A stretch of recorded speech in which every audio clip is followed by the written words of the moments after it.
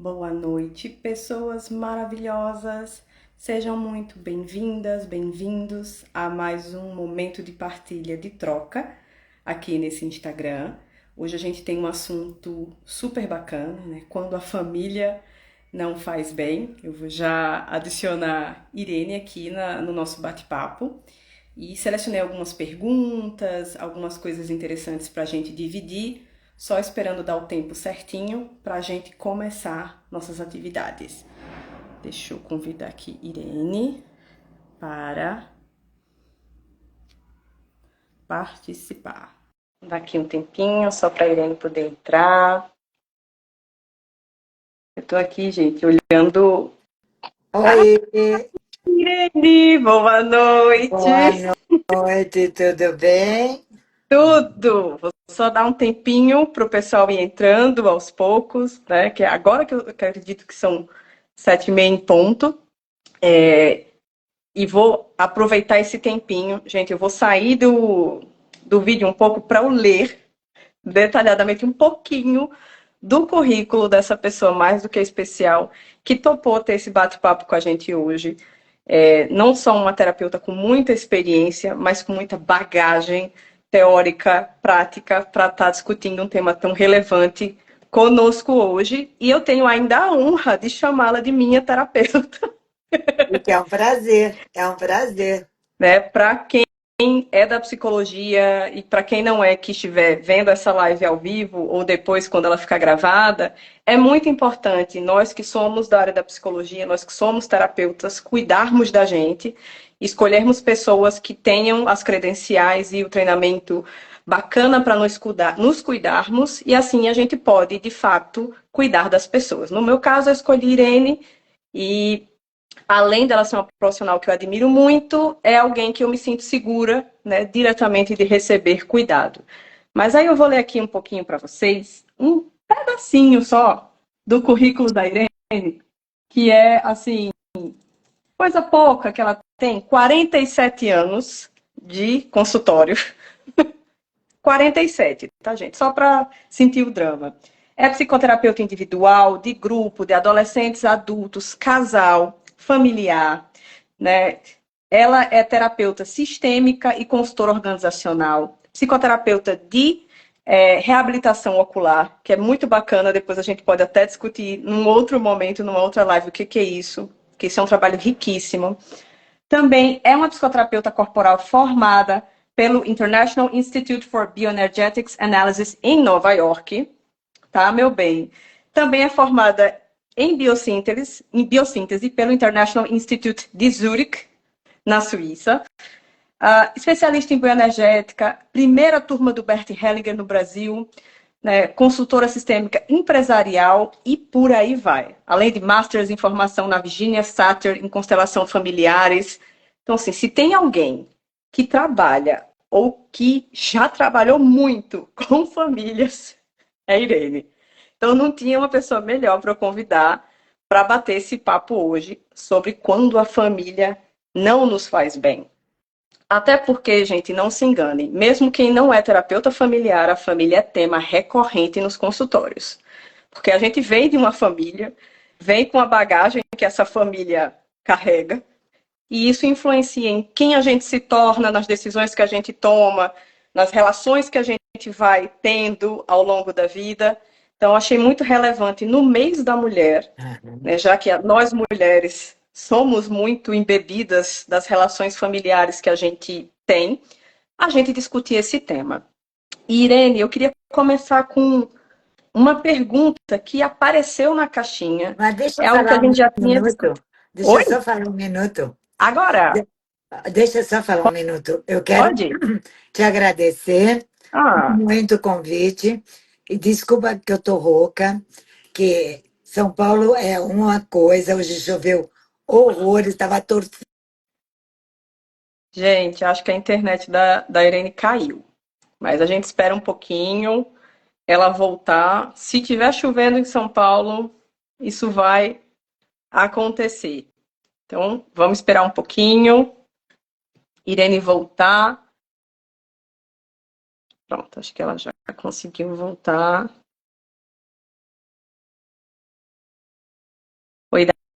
Dayana, oi Carla. Só esperando Irene conseguir voltar. Menina, o que aconteceu que deu um branco aí, hein? Eu Ah, acho que é a sua conexão, Irene, que acho que tá meio estranha. eu acho que assim, choveu muito aqui, muito Hum, vento, e hoje apagou a luz aqui também. Eu rezei para que não, na hora da live, tivesse luz, gente. Por favor. Porque fazer live sem luz não dá, né? Então eu não. quero te agradecer e falar uma coisa que você falou, enfatizar que é muito importante. Nós Todo mundo é importante fazer uma terapia, mas nós, da área da saúde, que cuidamos do outro, também precisamos nos cuidar e ter um espaço onde a gente é acolhido, ouvido e poder falar.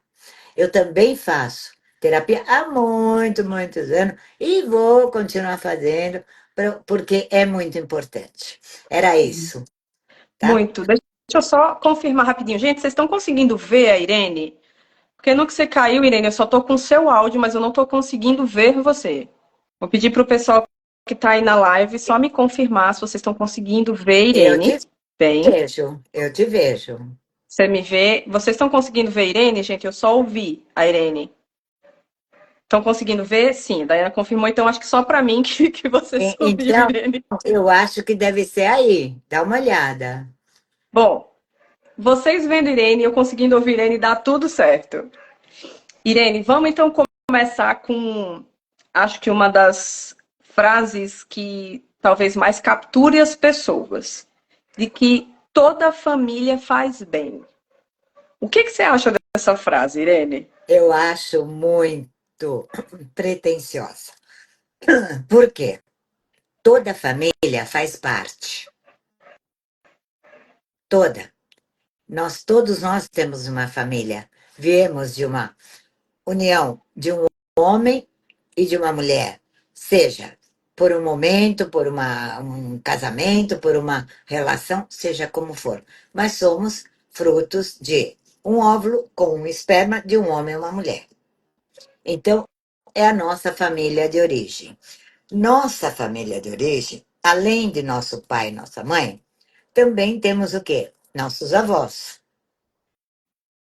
maternos e paternos, bisavós, maternos, paternos, tataravós, maternos e paternos, mesmo que a gente não os conheça, fazem parte, estão no nosso DNA, tanto genético como emocional e psíquico. Isso está provado, não é a Irene que está falando, não. Isso tem todo estudo já científico, inclusive da epigenética, da neurociência e tudo mais. Não vale, não é o que nós vamos falar aqui. Então, assim, toda família tem conflito. Não existe família que não tenha conflito. Uns mais, outros menos, uns mais traumáticos, outros menos. Muitas vezes tem pessoas que nem conheceram sua mãe ou seu pai. Por N histórias, nós não estamos aqui para julgar nada. Nós estamos aqui para falar o que é real, né? E, mesmo assim, tudo faz parte. E tem famílias que são muito traumáticas mesmo. É difícil conviver, muito. Mas isso não quer dizer que eu preciso excluir do meu coração, da minha alma. Faz parte, mesmo que eu não consiga conviver, mesmo que eu veja que a pessoa seja mãe, seja pai, seja irmão, seja irmã, seja cunhada, primos, não tem os mesmos ideais, os mesmos propósitos que o meu, mas eles fazem parte assim como eu. Embora eu não precise conviver, porque às vezes é inviável conviver, muito inviável, porque é tão maléfico que faz mal para a gente e faz mal para o outro também. É muito melhor, talvez, a gente mais sábio, né? Mais Eu me afastar, saudável. saudável, eu me afastar e, assim, respeitosamente, do que ficar perto e brigando, e conflitando, e agredindo. Então, é um tema bastante delicado, sabe, Jorge? Muito. Porque, Até porque, Irene, a gente entra na delicadeza do talvez o que a pessoa pôde me oferecer neste momento foi ter contribuído para eu estar aqui. Talvez não tenha disponibilidade afetiva para outras coisas, talvez não tenha abertura para outras coisas, mas eu não carregar o ódio dessa pessoa comigo para o meu próprio bem. Eu poder ir lá viver a minha vida, mesmo que seja longe. por isso que é importante o aceitar. Aceitar como as coisas são. Mesmo que sejam diferentes da minha idealização mental, emocional, afetiva, que todo mundo quer o quê? Ser visto, acolhido, ser dar bem, tarará. Só que às vezes não é possível. Então, tudo bem, eu não preciso concordar e nem E conviver, eu nem não conviver. preciso ficar ali, né? Eu não preciso ficar buscando o que eu não vou ter, Porque ficar talvez essa, insistindo que sim, e talvez essa pessoa, essa família, seja mãe, seja pai, seja irmão, seja avó também, ela não recebeu, então ela não sabe dar, porque eu só posso dar aquilo que eu conheço e que eu recebi. Porque eu se eu não aprendi, né, receber, Irene? eu aprendi, eu recebi. Então, muitas vezes eu vejo no meu consultório, no meu trabalho de constelações, nas minhas formações que eu dou aula, que assim, como é difícil a pessoa aceitar, principalmente pai e mãe, que são seres humanos imperfeitos como nós e que não vão dar aquilo que nós idealizamos.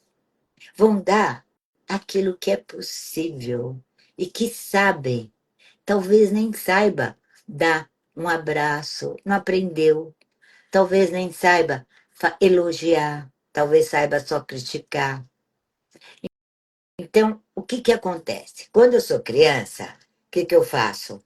Eu faço tudo para agradar e para querer ficar lá, mesmo não tendo. Quando eu estou no meu estado adulto, porque quantos adultos às vezes estão em estado criança, né? Fica lá brigando, pedindo, e nananã, e chantageando, e sai aquele banzé no fim de semana, que eu digo, nos almoços. Uma confusão. Se eu estou no meu adulto, o que que eu posso falar? Tá, isso não é o que eu preciso, e nem o que eu quero. Então, eu vou diminuir as minhas vindas, a minha convivência. Eu não preciso romper ou excluir, mas eu posso ser mais seletiva.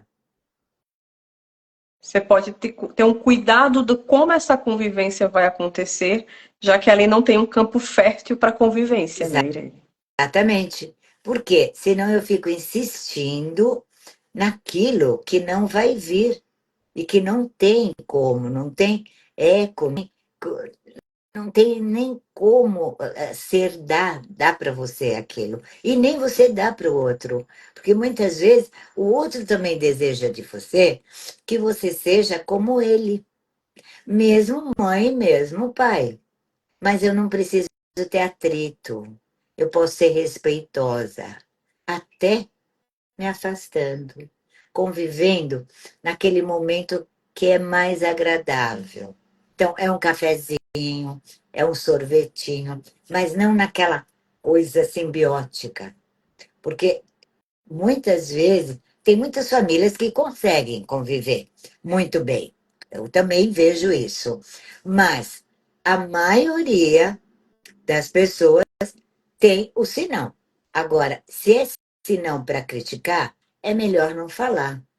E acreditar que o que o outro te dá, mesmo sendo família, vai dar o que ele pode e não o que eu desejo.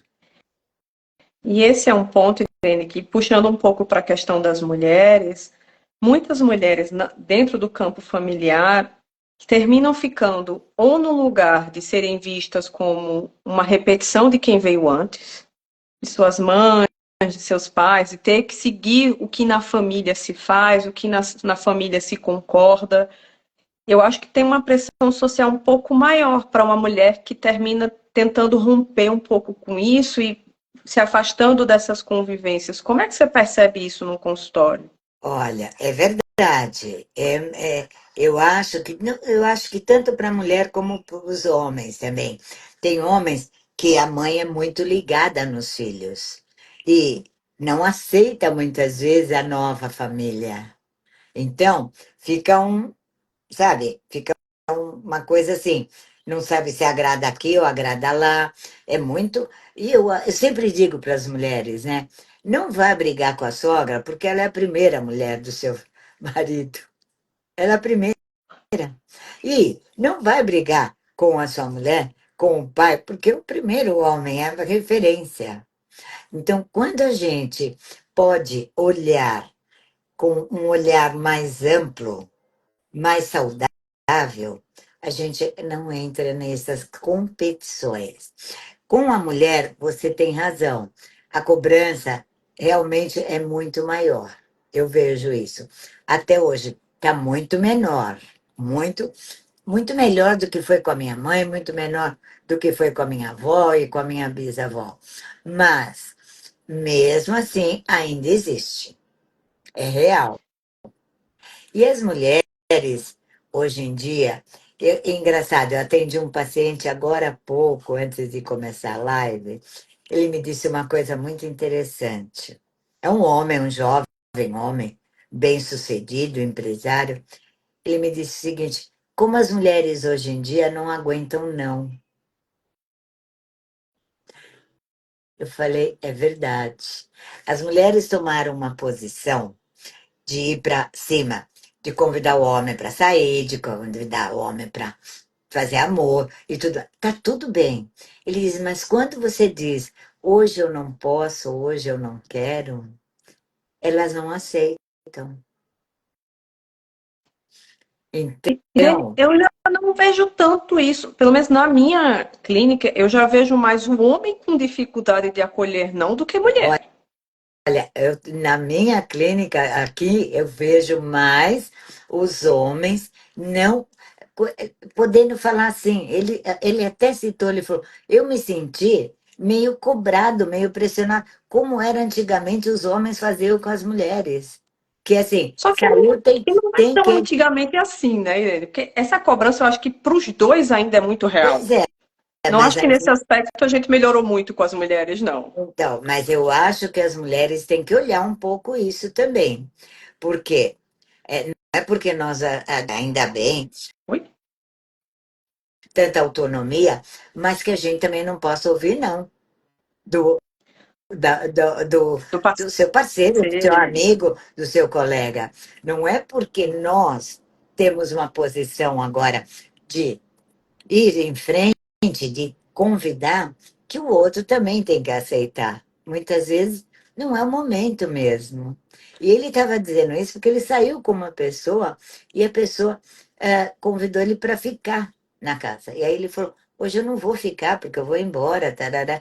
E ele estava contando como ele percebe isso, que não é uma, são muitas pessoas que, assim, mulheres que não aguentam ou não. E eu acho que isso tem a ver com o que a gente está falando da histórias familiares, né? Da família. Quando você vem de uma família que você foi muito podada ou muito criticada, isso é muito forte. Você desenvolve uma defesa muito grande, até profissionalmente. Você começa a criar uma defesa de, assim, ninguém pode me dizer isso, ninguém pode falar aquilo. E aí você cria atritos, né? Mesmo muito parecidos que tinha na família. Repete. Esse é um ponto que eu queria puxar, Irene. Como essas heranças familiares vão interferindo pensando na personalidade que você desenvolve, na sua facilidade ou dificuldade para lidar com não, na sua autoestima ou baixa estima. O que você vê em relação às suas pacientes mulheres de mais comum dessas heranças? Eu vejo que a repetição do padrão, em geral, ou da mãe, ou do pai, ou mesmo da avó, é muito comum, muito comum. Então, um exemplo, né? Mulheres que foram traídas. Um exemplo. O que acontece com elas? Ou elas buscam homens mais frágeis, que elas nem admiram muito, mas que elas têm um controle, ou elas buscam homens com a mesma repetição do padrão, que também vão ter o mesmo procedimento, o mesmo comportamento. É muito, muito comum isso. Que Irene, e aí elas você também. carregam essa dor, sabe? Por quê? Muitas vezes as meninas, as mulheres, ficam muito leais à dor da mãe. Uma mãe que separa-se do pai, né? E a filha, por exemplo, estou dando exemplo, fica com a mãe. Tá, o que acontece? Muitas deixam de falar com o pai. Por quê? Porque a mãe muitas vezes não permite na separação. Isso é muito comum. Alguns não, alguns se dão bem, mas alguns não permitem. O que acontece com essa filha ou com esse filho? O que eles vão buscar na vida? Eles estão leais à dor da mãe. Vão buscar pessoas que inconscientemente vão repetir a mesma história. Por quê?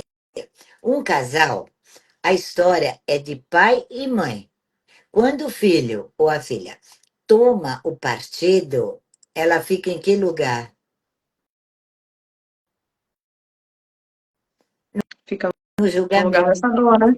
No julgamento, e ela não fica livre para ter o amor da mãe e o amor do pai, mesmo que sejam separados ou que teve algumas situações traumáticas, mas não foi com ela, foi com a mãe e com o pai. Mas o que acontece? Os filhos tomam partido. Volta aquilo que a gente estava falando, Irene, inclusive do lugar, né, das relações. O lugar de filha ou de filho é diferente do lugar de parceira, parceiro. Então, numa separação dessa, muitas vezes é difícil para o filho separar de que tá, como esse pai é para mim, ou como essa mãe é para mim, Exato, independente mas de não é como eles foram um para o outro. um para o outro como casal, e como é como pai ou como mãe. Então aí diz, mas o meu pai nunca mais veio me ver. Ou mesmo, a minha mãe nunca mais veio me ver. Também tem isso. Mães que também se separam e o pai também fica com os filhos. Também tem isso. Então, aí é que tá. E por que que eu não fui vê-los, né? Eu também cresci. Por que que eu também não posso tomar isso? Então fica uma lealdade que a gente chama invisível. E o que acontece? A vida fica muito, muito pesada. Você começa a carregar uma mochila, que eu chamo, com pedras dentro que não são suas, e sim da sua história. Muitas vezes da sua ancestralidade até de avô, de avô. E aí, o que acontece? Vem a raiva também, né? Porque eu fico tão fiel a isso que eu não sou, eu fico refém um pouco, me sinto em dívida de eu fazer diferente e ser feliz. Esse você tocou num ponto, Irene, acho que é super importante, que é quando essas heranças são pesadas, e na caixinha de pergunta apareceram heranças extremamente traumáticas como abuso, como negligência, como supercobrança, e deixar de carregar essa herança é a possibilidade que alguém tem de poder seguir em frente e construir uma vida diferente para si e para as gerações que vão vir depois. Sim, Esse é um pedaço bem complicado, mas muito necessário da terapia. sim. Por isso que eu acho que a pessoa que busca seu autoconhecimento, né, uma terapia, uma consciência, é, é fundamental. É fundamental. É saúde. É saúde. Saúde física, saúde mental, saúde emocional. Porque, como você disse, né? A, a coisa vai se repetindo e você vai adoecendo muitas vezes também. E para sair desse ciclo, gente, vocês têm que identificar que existe uma herança ali para poder trabalhar para não carregar mais. Porque muitas vezes a gente vai passar uma vida inteira carregando coisas que a gente nem sabe que está carregando. E os Está pais pedem, e os pais pedem para você carregar. Inconscientemente, eles acreditam que isso seja amor. Muitas vezes eles falam, se você gosta de mim, você vai fazer assim. Teu nananã, nananã. E não é, isso não é amor. Mas a pessoa, se ela tem, começa a desenvolver a sua consciência, ampliando sua consciência, com muito carinho, ela vai deixando isso de lado e mostrando que pode ser diferente. Irene, você trouxe um ponto importantíssimo agora, que são as armadilhas do discurso, que muitas vezes acontecem dentro dos sistemas familiares e que vão perpetuando o carregar essas heranças, muitas vezes traumáticas. Você trouxe uma que eu achei fortíssima, assim, você me ama, eu pensei numa outra, se você, para ser uma boa filha, para ser um bom filho, você vai, que eu acho que são frases que capturam muito as pessoas nesses São, sistemas. e são frases muito constantes. Muito. Por quê? Aprenderam assim. Vamos pensar. Meus avós viveram na época da Segunda Guerra. Minha bisavó, da Terceira Guerra. Lá eram outras circunstâncias da época, era outro costume, era outra época, outros valores. A vida era muito difícil. E tudo isso foi passado, não foi? Para minha mãe, para o meu pai, e chegou até mim. Se eu não tenho um discernimento, uma amplitude de consciência, um trabalho interno, o que eu vou fazer com a minha filha? A mesma coisa. Vou repetir. É o mesmo, os mesmos valores, as mesmas crenças, as mesmas padrões, as mesmas limitações. E também, assim, as coisas boas, claro que eles também têm, não tenha dúvida. Mas também vou repetir as coisas difíceis. E olha, esse jogo, né? Se você me ama, se você me quer bem, você faz assim, assim, assim, é muito comum E pode nas ser famílias. extremamente adoecedor. Muito comum. Mas, mesmo que seja, não no verbal, mas é no olhar, é na atitude, é no corporal, é numa forma que faz um joguinho, ou é numa chantagem, entendeu?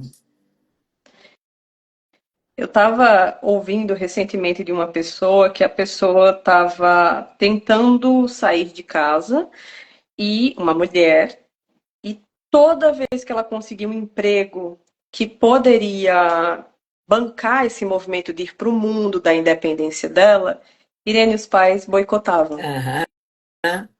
Na hora de sair para o trabalho, aí, eu estou passando mal. Ah, você tem que resolver isso para mim. Ah, você vai ali comigo. Boicotaram de um jeito que essa menina perdeu vários Eu trabalhos. imagino. Então, você imagina o trabalho que foi, primeiro, reconhecer que tinha essa herança aí, você não pode me deixar. No caso da herança dela, uma delas era essa: você não pode nos deixar, você tem que ficar aqui com a gente, você tem que viver pra gente. Se você ganha seu dinheiro e vai para o mundo e fica independente, a gente vai ficar sozinhos. E a gente Aham. não dá conta disso. Uma das heranças que ela precisou reconhecer. E a outra era de que ela não precisava. manter nesse lugar. A mãe fez isso, morou com os pais, casou e ficou dentro de casa, com os filhos, e ela que desejava uma outra vida, ela queria sair e ir para o mundo. Mas até a gente mexer nessa herança, ela não estava conseguindo fazer movimentos. Exatamente, porque é algo muito forte, né? Que é o medo de não pertencer, de deixar de ter o seu lugar de filha, ou deixar o lugar de ser querida, amada. Todos nós queremos ter um lugar importante com a família. Todos nós temos. Mas não é se submetendo, mas o que acontece? É muito forte isso. Quando criança, a gente faz isso para agradar a mamãe e papai. Ou, Mas a ou quem quer que seja. Ou quem quer que seja. Quando a gente fica adolescente, a gente fica rebelde. São as fases. E quando a gente fica adulto, o que acontece? A gente fica entre a criança, o adolescente e o adulto, muito. Se não tem essa consciência, fica meio que perdido. Você sabe, Jorge, que eu conheço pessoas, já tratei de pessoas que até de crescimento financeiro profissional se sabotam de não se permitir viver uma condição boa, muito melhor do que teve, por sentimento de vergonha e culpa. Sim, Assim, isso é super não que comum, hein? é muito comum. Não que você não possa ajudar os pais, claro que tem que ajudar, ninguém está falando aqui para abandonar, não é isso. Mas que bom, os pais vão ficar felizes se você progredir, se você crescer, se você prosperar. Mas é uma coisa muito interna, que fica com culpa e não se permite. Teve um Eu ouvi um comentário caso, aqui. eu ouvi um caso que a pessoa ia. Tinha um carro muito bom mesmo. Cresceu profissionalmente e tal, mas quando ia na casa dos pais, ia com um carrinho bem mais simples, que não mostrava. E todo mundo sabia que ele tinha aquele carro. Mas o problema não eram os pais, o problema era ele, que não se permitia. Irene, tem um comentário aqui que eu queria voltar, deixar um beijo para quem está entrando. Aqui, sou Júlio Azevedo. Dependência emocional é de fato limitante. Muito. E no contexto familiar, isso acontece de várias formas. Sem dúvida. Aliás, a dependência emocional, eu acho que é a mais difícil. Porque a dependência financeira, você trabalha, você vai, você cresce, vai. Mas a emocional é algo que, se você não tiver a sua consciência de mudar esse padrão, de você desenvolver a sua autonomia, ser protagonista da sua vida, você fica refém de filho, de marido, de pai, de mãe, de irmão, seja de chefe, seja de quem for. É muito sério isso. Gente, e se você parar para pensar como isso pode ser uma herança transgeracional, se você já foi dependente, né, dentro dessas dinâmicas, se desenvolveu uma dependência com relação à mãe, com relação ao pai, você pode repetir isso no seu relacionamento, aí você fica dependente dessa parceira, desse parceiro. Quando chegam os filhos, quer também que os filhos vivam essa relação de dependência. Então, é algo que termina uma teia onde todos ficam É capturados. uma teia, é como aquela rede mesmo, né? Que ficam todos emaranhados. Você não sabe aonde está a ponta do novelo, entendeu? E nesse emaranhamento, gente, a gente tem a terra mais propícia para conflitos, para adoecimentos, para o tolher do desenvolvimento dessas De pessoas. todos, né? De todos. Nós não estamos falando aqui de pais que precisam, né, de ajuda, de atendimento. Mesmo assim, os médicos mesmo dizem, né? Quem cuida também adoece. A gente pode ter pessoas que cuidam você dá todo o suporte, todo o amor, toda a assistência, não tirar a dignidade da pessoa, perguntar o que ele precisa, o que ele deseja, mas não é ficar refém de algo. Senão você adoece e adoece o outro, porque vem a raiva. A raiva aparece. De alguma forma, ou implodindo para dentro, né, Irene, Vai fazendo a pessoa aparecer. muitas vezes deprimir, Vai aparecer. ou estourando para fora de diversas formas. Exatamente. Claro que quando você pode, né, ter essa convivência harmoniosa, né, com a família, é um presente na vida, é um presente. Mas isso tem que ser construído com respeito do outro, você para com o outro e o outro com você. Porque são gerações diferentes, épocas diferentes, costumes diferentes, mas dá para ter uma boa harmonia. É só realmente querer mudar a chavinha, né? Agora, quando eu quero impor ou controlar ou ser autoritário, aí não dá certo. Irene, eu queria trocar um outro ponto que eu acho riquíssimo e que apareceu nas figurinhas, que era da dívida, que linka com o que a gente está falando da dependência emocional. Tem É, pessoas que se sentem tão em dívida com os pais, e as mulheres, eu ouço mais esse discurso, socialmente, eu acho que é mais repetido, honrar pai e mãe, mas de uma forma que eu vejo meio deturbada, como se a dívida fosse eterna e eu nunca pudesse dizer um não a esses pais.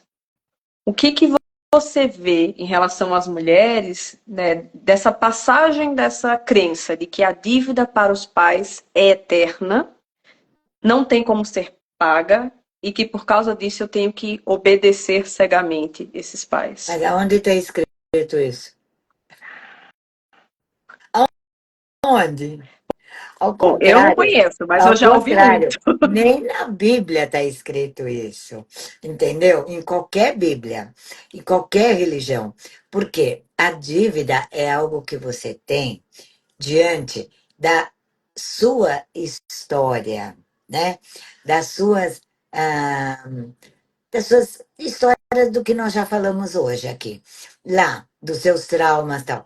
A dívida que você sente emocionalmente, ela, se você sente, ela nunca vai ser paga, porque seus pais te deram a vida, mesmo que você não conviveu com eles. O que você vai pagar é sendo próspero e passando a vida adiante, ou com filhos, ou com o teu trabalho, ou com uma entidade, ou ajudando pessoas, seja como for. Não é só tendo filhos também. Você pode passar a vida de muitas outras formas, ajudando. Então, isso é o que os pais esperam e precisam de nós. Não assim, então eu não vou viajar para Europa porque a minha mãe ou meu pai nunca conseguiram ir. Ou então eu vou, mas eu não curto, entendeu? Ou eu não vou comer no restaurante tal porque meus pais nunca conseguiram ir. Tá, ou eu levo também para ir, que também é muito bom, né? Ou por que que eu não posso ir? Eles vão ficar maravilhados de ver que você está fazendo coisas diferentes deles e agregando. Você acha que um pai e uma mãe não quer a prosperidade de um filho? Claro que quer. Um Só pai e se uma for mãe doente. saudável quer. Quer, mas só se for doente, é o que eu estou falando, né? Aí é uma outra história, né? Se a pessoa tem essa dinâmica de não querer o progresso, o progresso que eu estou falando não é só financeiro, é o progresso da vida, da leveza, de fazer a vida mais plena, mais tranquila, mais harmoniosa, construir uma família, ter filhos, ou ter sobrinhos, agregar. Se os, os pais não veem isso com bons olhos, é porque algo existe. Esses pais têm um certo comprometimento. Muitas vezes, Jorge, o que eu vejo que tem muitas doenças que não são vistas, são ignoradas e jogadas debaixo do tapete. E Entendeu? aí você tem uma combinação perfeita para dinâmicas doentes dentro das famílias, né? Alguém muito adoecido, que não foi cuidado, que não está sendo cuidado e que termina adoecendo o resto da Sim. dinâmica familiar. E aí eles falam, não é porque ele é ruim, ou porque ela é ruim, é porque ela é maldosa. Não existe isso. Atrás disso, vamos pesquisar se não tem uma disfunção, né? Tem famílias que não são funcionais, é óbvio que tem mesmo, que brigam por causa de herança, brigam por causa de uma xícara, briga por causa de qualquer coisa. Mas olha atrás que tem ou uma doença, ou vícios, coisas assim. Porque as doenças, antigamente, não eram muito faladas e nem vistas. Hoje em dia que se fala. Tinha-se E olha que vergonha, tinha-se vergonha. As pessoas escondiam as pessoas doentes. E assim, é tão comum ter doenças, né, mentais, emocionais na família. É muito comum. E que tudo, e, não é que você vai excluir, mas é olhar e falar, é assim, então vamos acolher e vamos cuidar no que é possível. gente, esse cuidado muitas vezes é reconhecer que aquela pessoa é doente e que não vai dar para chegar perto, porque existem dinâmicas e dinâmicas. Tem Hein? pessoa que recebe o teu cuidado, tem pessoa que não tem disponibilidade para receber, tem pessoa cujo cuidado vai ter que ser de longe. Muitas vezes eu não posso conviver, mas eu posso ajudar, sei lá, é com a medicação alguma coisa, ou nem isso eu não É posso, verdade, mas eu também não tô lá para deixar a pessoa mais doente. é verdade, é verdade. Tem tudo. Agora, o que é muito importante é a gente não negar a realidade, sabe? Por mais que doa, eu gostaria, por exemplo, de conviver mais próxima da família. Se não é possível, dizer sim, é isso, dá para conviver esse tanto. Não negar a realidade, não pôr a máscara, não pôr o pano quente, né? Claro que a gente tem que ter o nosso bom senso e a nossa tolerância também, não tenha dúvida. Estou falando de bom senso, mas tem coisas que são muito difíceis. Quer dizer, olha, por exemplo, alguém da família que tem Alzheimer, né? É uma questão que muitas vezes não dá para conviver, nem cuidar. Tem que ir para uma clínica. Por quê? Chega num estágio que fica incontrolável. E isso não é falta de amor. Não é. É fazer o que Mas é possível. é aquilo que é possível, né? Não é Eu, deixá-lo, abandoná-lo, mas existem situações que são muito difíceis.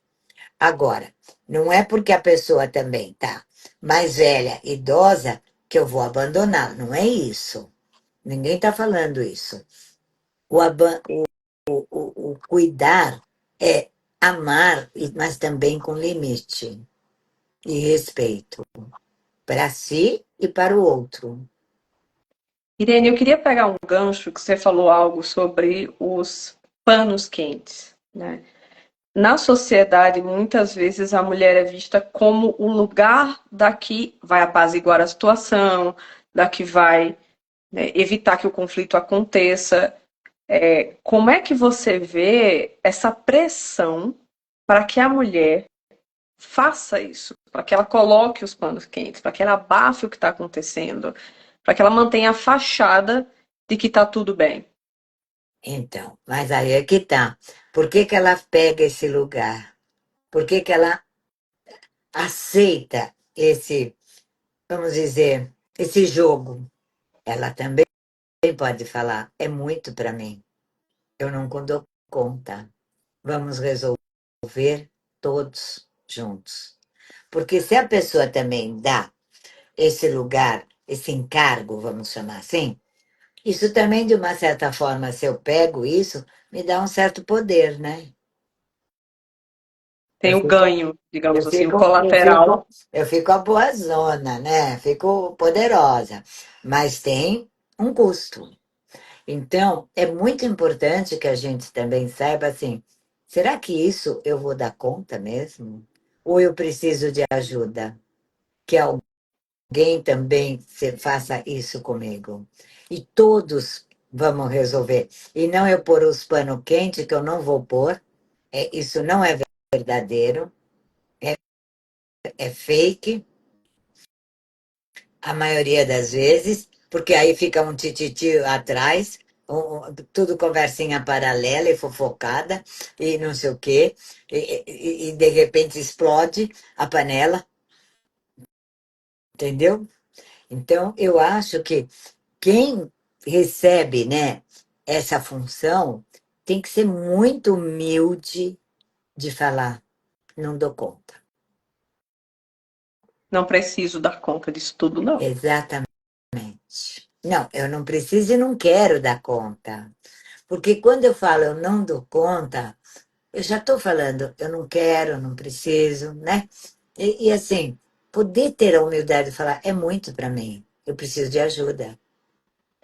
Teve uma construção social, Irene. Eu sinto que, ao mesmo tempo que a gente ganhou muitos direitos enquanto mulheres, a quantidade de coisa que se fantasiou que a mulher tem que dar conta ao mesmo tempo também cresceu, Sim, sim. né?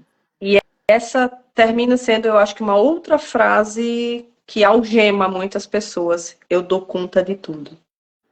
E será Ninguém dá que conta de dá? tudo. E eu te pergunto, será que dá? Isso é Não, ninguém falso. dá. Mas ninguém dá conta de tudo. Isso é enganar-se. E eu fiz uma live segunda-feira com uma amiga minha que fizemos a formação do, das constelações juntas. Ela é do Rio, que foi sobre a atualidade da mulher. Então, a mulher tem muitos encargos, né? Hoje em dia, muitos. Que eu acho que além dela cuidar da casa, dos filhos, da família, nananã, mesmo que não tenha filho, mas cuidar de si, ela tem que estar arrumada, ela tem que ser executiva, ela tem que ganhar, ela tem que ter um cargo, ela tem que ter. É uma série de coisas, né? Que ela foi acumulando. Só que, será que precisa de tudo isso ou tem que pedir ajuda? Sabe? Será que eu preciso acordar às 5 horas da manhã para ir para academia todos os dias, às 5 horas da manhã? Será que eu não posso abrir mão de alguma outra coisa para eu ir um pouco mais tarde? Ou à noite? Como que eu organizo as minhas demandas? Ou eu vou pegando sem avaliar? E se ela tem um parceiro, uma parceira, por que também não dividir esses encargos? Porque os homens hoje em dia ajudam bastante, mas a mulher precisa saber pedir. A É comunicação, uma coisa Irene, pedir, saber pedir, falar o que eu preciso, você pode me ajudar? É tão diferente falar, porque você não faz, porque isso é acusar o outro fica reativo. isso vale para ambos, para assim, para parceiros, para todo tipo de relação, Irene. A comunicação de um lugar assertivo é muito diferente de um lugar acusativo. É muito importante, até para sua funcionária que trabalha na sua casa. Você precisa saber pedir, porque ela vai fazer com amor, com carinho, entendeu? Ela vai te fazer com respeito. Agora você fala, tá, tá, tá, faz assim, ela vai te tratar com aquela raiva. Então, saber como eu me coloco, a comunicação é fundamental. Porque é criar um espaço em que as necessidades possam ser pauta, né, Irene? Sem que isso seja munição para conflitos constantes. São acordos, são combinados. Tudo que você combina não dá errado. Eu falo isso pro meu neto desde que ele era pequenininho. E ele repete isso até hoje. Ele tem 17 anos. Ele fala: é, vovó, combinado não dá errado. E é verdade. E as relações, né, assim, os combinados, o falar claramente, isso é um limite para mim, isso é algo importante para mim, parece simples, mas é algo que a gente não faz. Não E aprendemos, né? não aprende. Chegamos num ponto, a gente muitas vezes não aprendeu. E como a gente, fazendo um recorte agora maior do sistema, nós estamos inseridas numa sociedade que ainda é muito machista, que ainda tenta reproduzir estereótipos do que uma mulher deve ou não fazer ou falar. Acho que a comunicação não é incentivada a ser Uhum. feita de forma assertiva e afetiva, não só para as mulheres, como também para os homens, o que termina contribuindo para isso ser um perpétuo ponto de conflito em todos os espaços. É Irene, essa verdade. geração nova, por exemplo, dos adolescentes, para quem aqui atende adolescente, não, é uma geração que tem muita dificuldade de falar. Muita, muita, muita. E eu vejo também os adultos com muita dificuldade. Olha, eu observo muito. Outro dia eu estava num restaurante e nós estávamos numa mesa e tinha um casal numa outra mesa. Um casal. O tempo inteiro, o casal, sabe o que estavam fazendo? Ela com o celular dela e ele com o celular. Não conversavam. E eu tenho notado isso. As pessoas saem para ou ir para um barzinho ou ir para um restaurante, então, elas não conversam. Elas ficam na tela. E eu olho aquilo, eu falo, gente, então para que sai de casa? Para quê? Eu fico indignada. Eu até comentei com as pessoas que estavam na mesa, que era a minha família, eu falei, e eles também observaram, olha só. E sabe, é o que você está falando, os jovens não conversam, eles jogam muito. E assim, os adultos também estão perdendo a comunicação e a socialização. Você sabe, Jorge, que eu achei que pós-pandemia as coisas iam ficar muito melhor. E eu noto que as pessoas pioraram muito. Estão muito mais egocêntricas, mais grosseiras, menos delicadas, menos gentis. Isso de uma forma geral.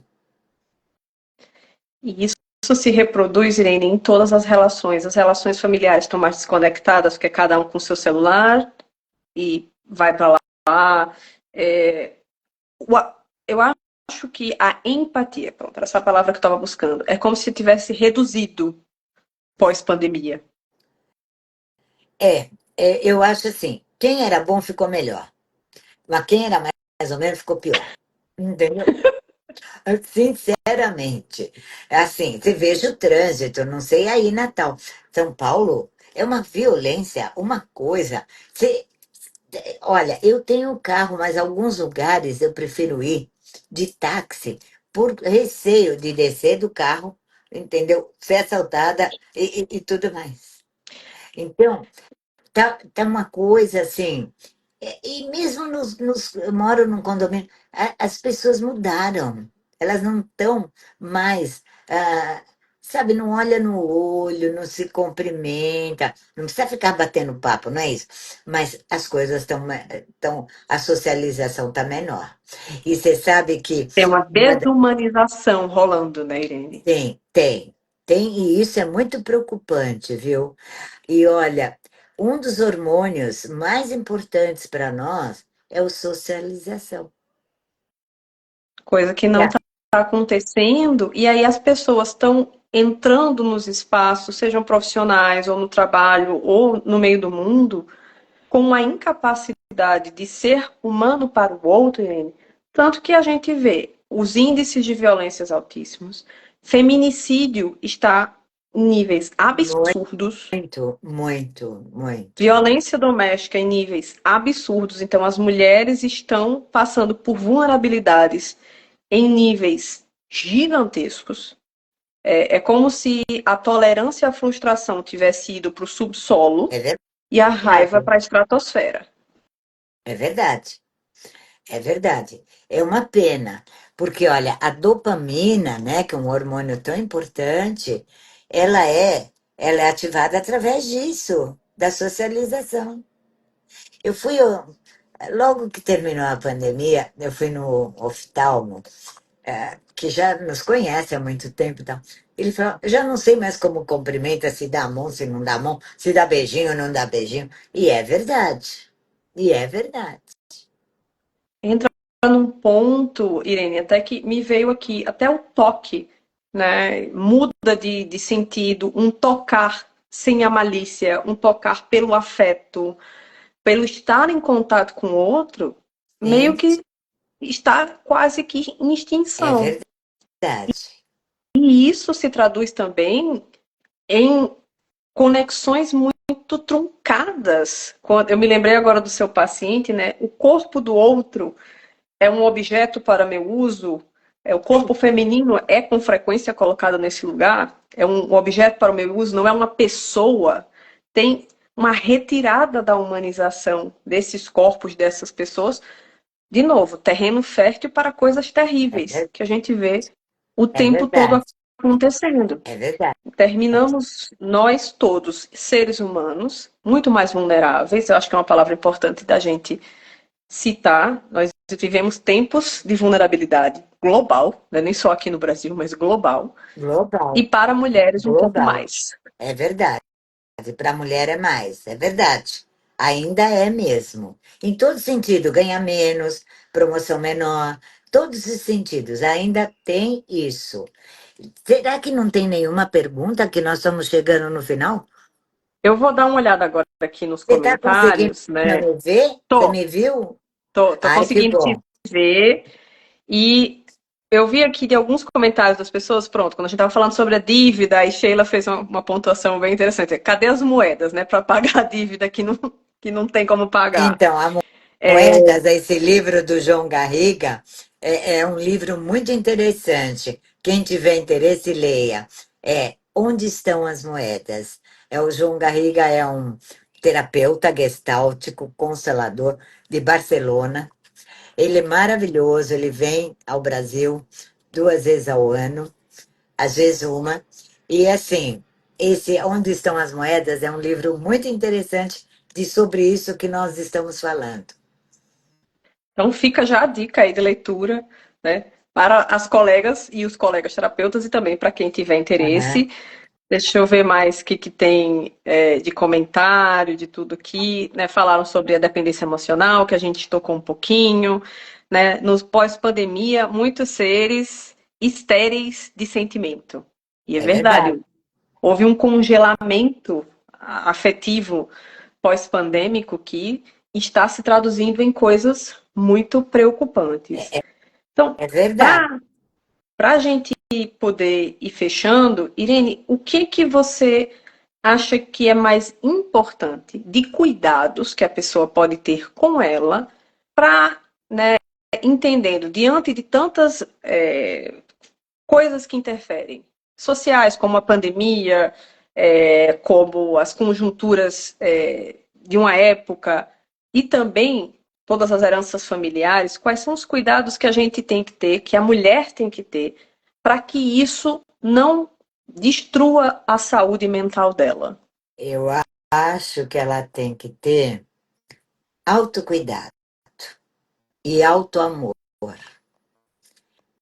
Porque se ela tem o autocuidado com ela e o autoamor, o seu amor por ela, o respeito por ela, as coisas podem caminhar de um outro jeito. Porque isso é fundamental. É você se olhar todos os dias e reconhecer algo bom em você. Isso é um bom exercício que a gente possa fazer.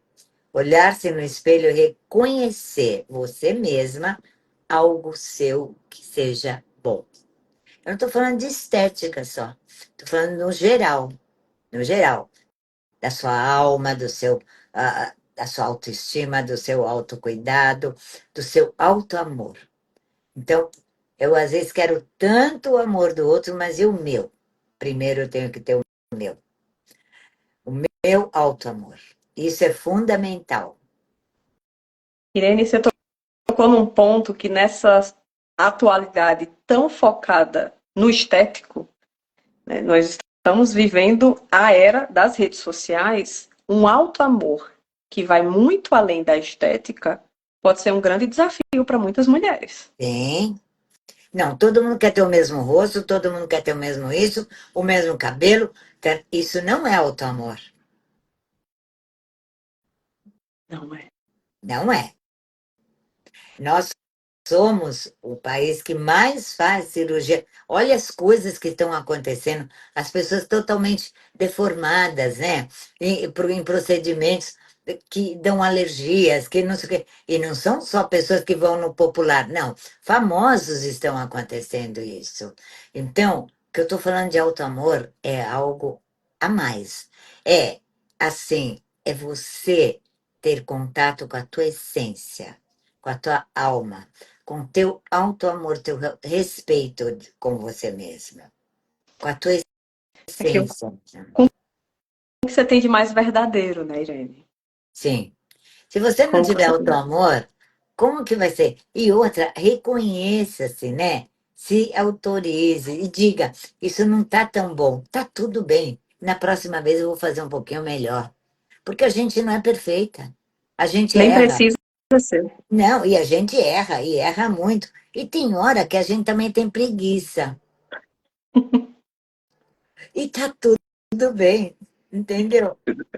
É É poder uma... ser bondosa com você mesma. Que a gente quer que os outros nos vejam e nos elogiem. Não, primeiro eu vou me elogiar, gostar de mim. Elogiar que eu digo não é só externo, é internamente também. Se eu estou feliz Entra a gente de se sentir internamente, capaz, de exatamente, eu reconhecer suas estudo, coisas boas. eu estudo, isso aqui eu não sou muito boa, por exemplo, eu sou péssima de TI, você é excelente, eu sei disso. Eu sou um caos e reconheço. E digo, para mim é difícil mesmo, então eu faço o que eu posso. O que eu não posso, eu não vou me estressar, não vou ficar desesperada, não, aí eu peço ajuda. Gente, e isso acontece, isso é um exercício, isso que a gente está dizendo é de uma preciosidade, que esse auto-amor, ele traz uma leveza. Eu não Sim, preciso dar conta de tudo, nem ser perfeito em tudo. Minha contadora está aqui na live. Eu tenho pavor a lidar com um monte de coisa dos números. Santa Carla vai lá e resolve para mim. Eu não preciso dar exa- conta disso. Vai lá e deixa o exatamente. Exatamente. Então, a gente saber os nossos limites, né? E saber, isso aqui eu posso me esforçar um pouquinho mais, isso aqui eu posso, isso aqui eu posso um pouquinho menos. Ser bondosa, a gente tem que ser bondosa com a gente. Isso é o que eu tenho para sugerir. Estou preocupada da live cair, hein? Não, a gente vai fechar, estamos ok aqui ainda de tempo. Muitas pessoas comentando da riqueza desse termo, auto-amor, né? Que já vai estabelecendo limites para nós, para os outros, que vai trazendo uma leveza para a Que vida. bom. Aqui a Almira, beijo Almira comentando, né? Que termo lindo, E é eu, verdade. eu faço um exercício nos meus grupos com o auto-amor, que é maravilhoso. Eu fiz isso num congresso também, que foi o ano passado. Todos os participantes fizeram. Que é assim, como eu estou com o meu auto-amor? É uma boa pergunta de se fazer. Gente, vou deixar vocês aí com essa pergunta potente, intensa e importante, né? Como vocês estão com esse auto-amor?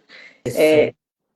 Dá aí pano para manga para Aham. vocês levarem para as terapias de vocês, levarem para, né, digerirem essa pergunta, porque eu acho que vai tocar em muitas emoções e muitos sentimentos.